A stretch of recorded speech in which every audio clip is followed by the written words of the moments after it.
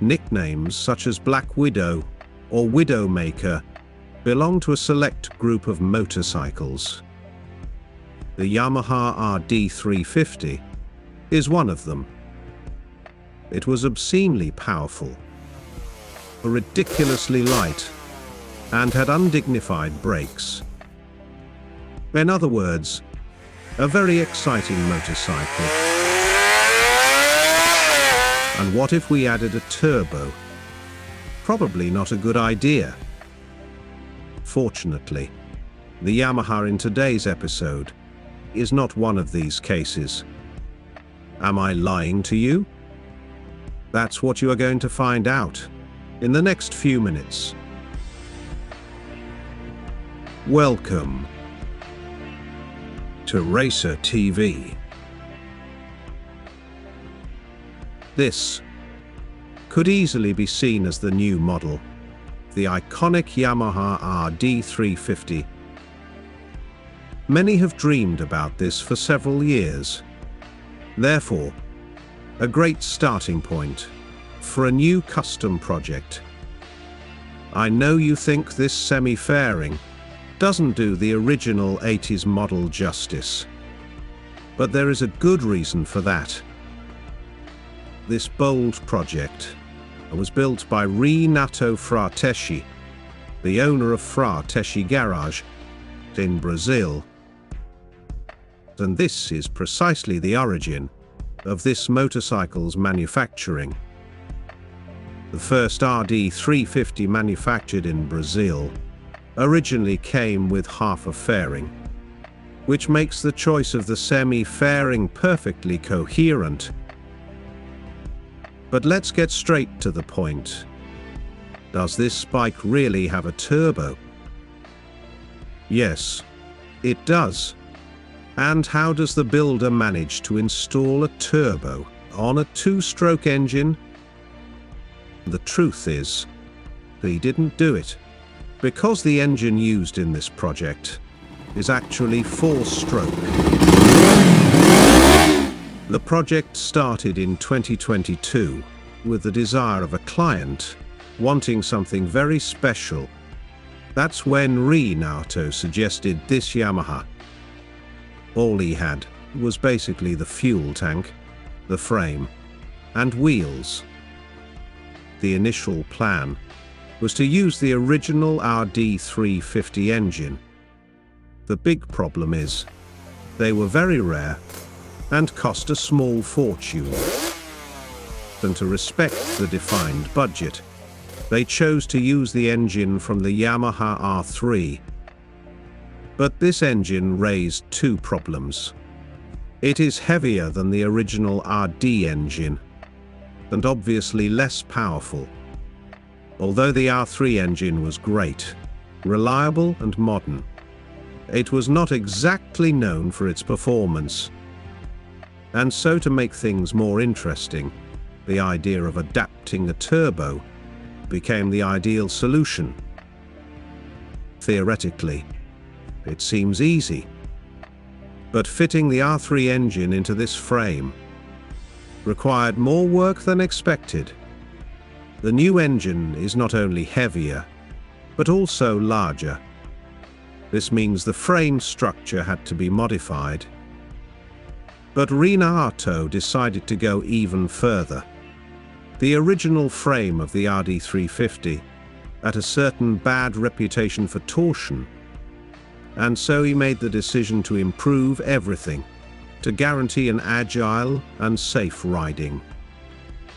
The frame was reinforced, but maintaining the general lines of the structure. And this makes the project worthy of a good suspension, well-dimensioned brakes, and generous wheels. If we compare it to the original version, we see that these wider wheels make a big difference. And now with 17 inches, it is natural that it has gained more agility. This beautiful swing arm came from a Triumph Daytona 675. It wasn't easy to adapt it to the Yamaha frame. but it was definitely worth it. Interestingly, the length of the bike remained almost the same. The front brakes are now from Brembo, with 300mm discs, but it was necessary to create the caliper carrier, which was CAD designed, 3D printed, and machined from aerospace aluminum. This is the type of detail that clearly shows the difficulties in a project like this. And as expected, adapting a turbo required the creation of several parts. Fortunately, Renato had the knowledge, technical skills, and several 3D printers to develop them from scratch. Speaking of 3D, let's move on to the rather bold design of this project. I'm sure you've already noticed the rear and the fairing were made on a 3D printer. Currently, this may even be relatively common. But 2 years ago, this was a real challenge in his country. 3D printers were good for small and static parts. But printing large parts, which will be subject to stress, torsion, and temperature variations, was very difficult. And as you can see, he managed to do it. Interestingly, to get to this point, he did several experiments with scanners, 3D modeling, and the aid of augmented reality.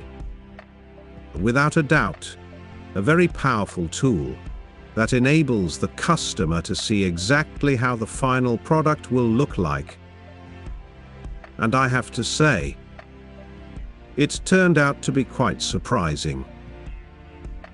A very aggressive front end, with these two very cool headlights. And this very minimalist rear light, which also has the turn signals. Overall, it looks like a new modern RD350, straight out of the factory, just as Renato intended. I know some will say they would prefer to see it painted in glossy black. Personally, I would change the inclination of these stripes, just to make it closer to the classic Yamaha pattern. So, in terms of riding, is this Yamaha as fun as the original version? Probably not. Because nothing compares to the nervous temperament of a two-stroke engine.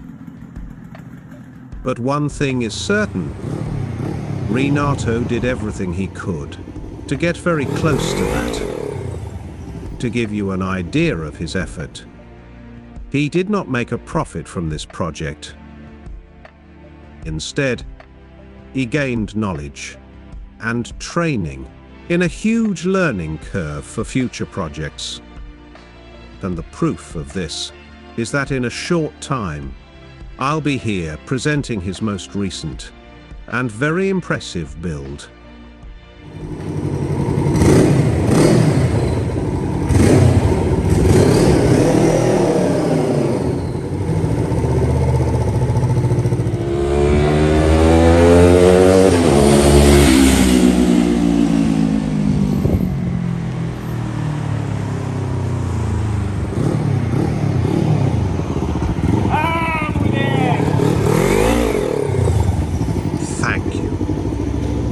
Watching Racertv.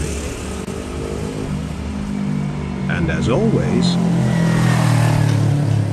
I hope to see you on the next video.